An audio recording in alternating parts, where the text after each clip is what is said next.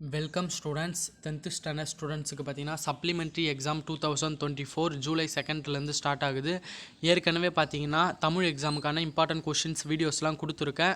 பார்க்காதவங்க போய் பாருங்கள். இந்த வீடியோவில் பார்த்தீங்கன்னா இங்கிலீஷ் எக்ஸாமுக்கான ப்ரீவியஸ் இயர் கொஷின் பேப்பரை கொஞ்சம் டீட்டெயிலாக அனலைஸ் பண்ணி பார்ப்போம். எப்படிலாம் கேட்டிருக்காங்க, நீங்கள் எப்படிலாம் எழுதுனா பாஸ் ஆகிறதுக்கான வழிகள் அப்படின்னு கொடுக்குறேன்.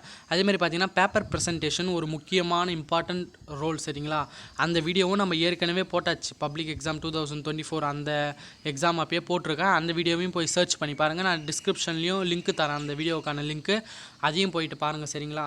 நிறைய ஸ்டூடெண்ட்ஸ் மேக்ஸ் அண்ட் சயின்ஸ் கேட்டிருந்தீங்க இம்பார்ட்டன்ட் கொஷின். அதை நான் இன்னும் ஒரு டேஸ்க்குள்ளே, இன்றைக்கி இல்லை நாளைக்குள்ளே நான் கன்ஃபார்ம் அப்லோட் பண்ணிடுறேன்.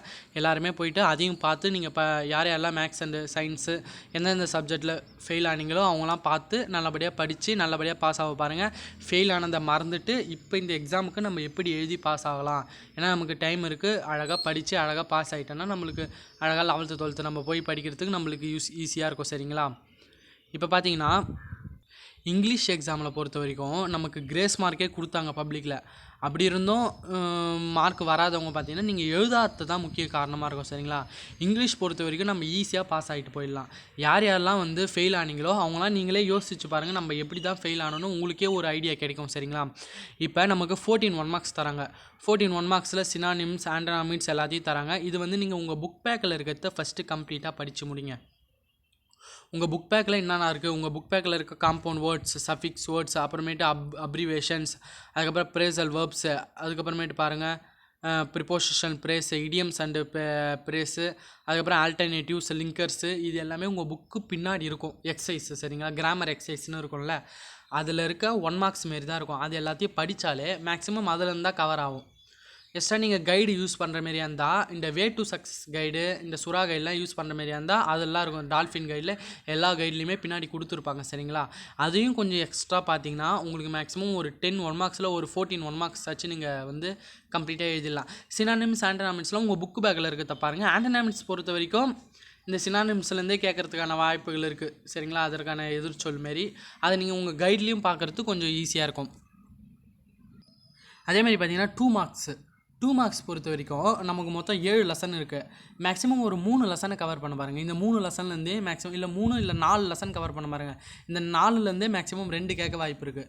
நீங்கள் எல்லா லெசனும் படிக்க வேணாம், மேக்ஸிமம் 4 லெசனை கவர் பண்ண பாருங்கள். அதில் இம்பார்ட்டண்ட்டான மட்டும் படிங்க, சரிங்களா? இம்பார்ட்டண்ட் ஏற்கனவே நம்ம கொடுத்துருப்போம். அதுமாரி ஏற்கனவே உங்கள் மிஸ்ஸு ஸ்கூலில் சொல்லியிருப்பாங்க பாருங்கள். Why did the seagull fail to fly? Aditya offers annual, இது எல்லாமே ஒரு இம்பார்ட்டன்ட் கொஷின் தான், சரிங்களா? இது 2023 சப்ளிமெண்ட்ரி எக்ஸாமோட கொஷின் பேப்பர். அதே ப்ரீவியஸ் இயர் கொஷின் பேப்பர் இப்போ நீங்கள் பப்ளிக் எழுதுனீங்க பார்த்தீங்களா, அதையும் கொஞ்சம் ரிவைஸ் பண்ணி பாருங்கள். இந்தமாரி கொஷின் பேப்பர்லாம் நான் சேனல் லிங்க் வாட்ஸ்அப் இது டிஸ்கிரிப்ஷனில் தரேன், வாட்ஸ்அப் லிங்க்கு. அதுலேயும் நான் நிறைய பிடிஎஃப் இது பண்ணுறேன். இதுலேயும் பிடிஎஃப் லிங்க் கொடுக்குறேன். ஏன்னா ப்ரீவியஸ் இயர் கொஷின் பேப்பரில் இருக்க டீட்டெயில்ஸ்லாம் பாருங்கள், சரிங்களா? அதே தான் திருப்பி வரும். எதனா கொஷின் தான் வித்தியாசமாக கேட்பாங்க, சரிங்களா? நீங்கள் எந்த லெசனுக்கான டீட்டெயில்னு கண்டுபிடிச்சிட்டா ஒரு லெசனுக்கு ஒரு டீட்டெயில் படிங்க. அந்த லெசனுக்கான டீட்டெயில் தெரிஞ்சதுன்னா அந்த டீட்டெயிலை எழுதி வைங்க, சரிங்களா? அதுக்கப்புறம் பார்த்தீங்கன்னா செக்ஷன் 2ல் 3 2 மார்க்ஸ் எழுத போகிறோம். இது போயட்டிக் லைன்ஸ், ஒரு லைன் கொடுத்துட்டு நம்ம கேட்குறது. இதில் பார்த்தீங்கன்னா விட்டுட்டு வராதிங்க. அந்த வார்த்தை அந்த லைன்ஸில் இருந்தாலே அதை மாதிரி மேனேஜ் பண்ணி எழுதுங்க. ஏன்னா இது அதிலே தான் இருக்கும் ஆன்சர், சரிங்களா? அதனால் விட்டுட்டு வராதிங்க. அப்புறம் அலிட்ரேஷன் வேர்ட்ஸு அந்தமாரி கேட்டாங்கன்னா அது உங்களுக்கு அடுத்த 5 மார்க்ஸில் கேட்பாங்க. அதனால் இதெல்லாம் கொஞ்சம் அட்டன் பண்ண பாருங்கள். இதெல்லாம் உங்களுக்கு ஈஸியாக மார்க்ஸு. இந்த செக்ஷன் 3 பொறுத்த வரைக்கும் 2 மார்க்ஸ் ரிப்போர்ட்டர் ஸ்பீச், பஞ்சுவேட் சென்டென்ஸ்லாம் அட்டன் பண்ணுங்கள். அதுக்கப்புறம் பாருங்கள் இந்த செக்ஷன் 4 இது கம்பல்சரியாக நீங்கள் அட்டன் பண்ணி ஆகணும். அந்த சாய்ஸ் எல்லாம் இருக்குது.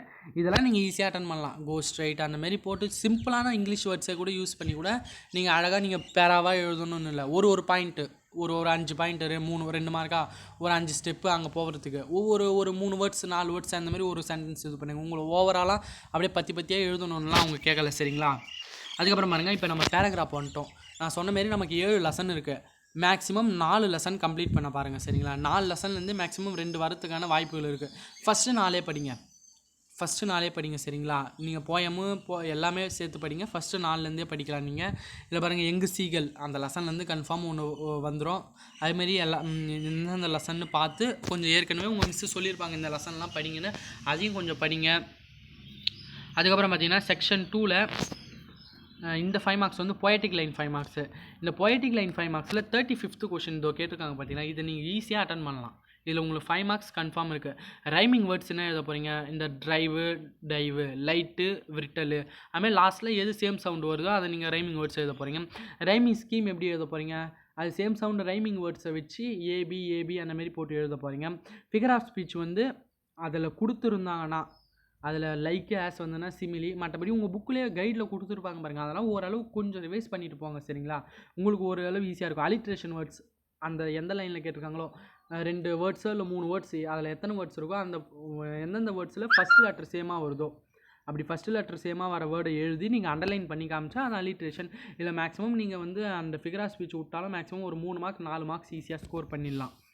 பேராப்ரேஸ் பொறுத்த வரைக்கும் நீங்கள் படிச்சிருந்தால் அந்த போயம் இதை படித்து பார்த்தே உங்களுக்கு புரிஞ்சதுன்னா நீங்கள் ஈஸியாக அட்டன் பண்ணிட்டு போயிடலாம் சரிங்களா. இதில் பேராவில் டீட்டெயில் படிக்கணும்னு அவசியமே இல்லை. நம்ம இதிலே ஈஸியாக ஒரே ஒரு டீட்டெயில், அந்த டீட்டெயில் கூட இம்பார்ட்டன்ட் போயம்லேருந்து தான் கேட்பாங்க. அதுக்கப்புறமேட்டு கொஹிரண்ட் ஆர்டர், இது வந்து மேக்ஸிமம் எல்லா கதையும் இருக்குது பார்த்தீங்களா, அந்த உங்களுக்கு சப்ளிமெண்ட்ரி இல்லை அதை கொஞ்சம் எதனா ஒரு கதை மாரியாச்சும் தெரிஞ்சு வச்சுட்டு போயிடுங்க. ஏன்னா இம்பார்ட்டன்ட் பாயிண்ட்ஸ் தான் அவங்க கொடுக்க போகிறாங்க. அதனால் ஏன்னா அது நம்மளுக்கு தெரிஞ்சுக்கிட்டேன்னு வச்சுக்கோங்க, இதெல்லாம் நம்ம ஈஸியாக அட்டன் பண்ணி 5 மார்க்ஸ் ஸ்கோர் பண்ணிடலாம். அதுக்கு 38th இருக்குது பாருங்கள், இது வெரி வெரி ஈஸியான கொஷின். என்ன பண்ண போகிறீங்க, அந்த கொஷினுக்கான ஆன்சர் அதிலே இருக்க போகுது, அதை நீங்கள் கரெக்டாக பார்த்து எழுத போகிறீங்க. அந்த லைன் எங்கே இருக்குது பாருங்கள், கொஷினில் இருக்கிற லைனு அந்த பேசேஜில் எங்கே இருக்குதுன்னு பார்த்து அழகாக ஈஸியாக நீங்கள் வந்து ஆன்சர் பண்ணிடலாம் சரிங்களா. அப்புறமேட்டு செக்ஷன் 4ல் பார்த்தீங்கன்னா அட்வர்டைஸ்மெண்ட் ஈஸியாக எழுதலாம். ஓவராக ரைட் பண்ணாதீங்க. ஓவராக நீங்கள் போட்டு ஷேட் பண்ணி ஓவராக நீங்கள் அந்த ப்ரெசன்டேஷன் பண்ணுறன்னு பேரில் ஓவராக பாக்ஸு போட்டு இது பண்ணி அந்தமாரிலாம் வேணாம். ஜஸ்ட்டு ஒரு சிம்பிளாக பாக்ஸ் போட்டு அதில் என்ன கண்டென்ட் இருக்கோ அதுக்கேற்ற மாரி ஒரு 2-3 டைக்ராம்ஸு, அப்புறம் அது ஆஃபர்லாம் எதனா கொடுத்துருந்தாங்கன்னா அது, அப்புறம் அதோட அட்ரஸ்ஸு அப்படின்னு எழுதி ஒரு கிளியராகவும் சூப்பராகவும் எழுதுங்க சரிங்களா. நீங்கள் மட்டும் மேகம் வரைஞ்சி வைக்கிறது, நல்லா டிசைன் போடுறன்னு பேரில் பென்சிலை வச்சு கிறுக்கி வைக்கிறது, அவங்களுக்கு டீச்சர்ஸ் திருத்துறவங்க ஒருத்தவங்க இரிட்டேஷனாக கூட ஆகலாம் சரிங்களா. அதனால் அதெல்லாம் பார்த்து பண்ணுங்கள். லெட்டர் ரைட்டிங் பொறுத்த வரைக்கும் எழுதாமல் வராதிங்க, எல்லாத்தையும் எழுதுங்க.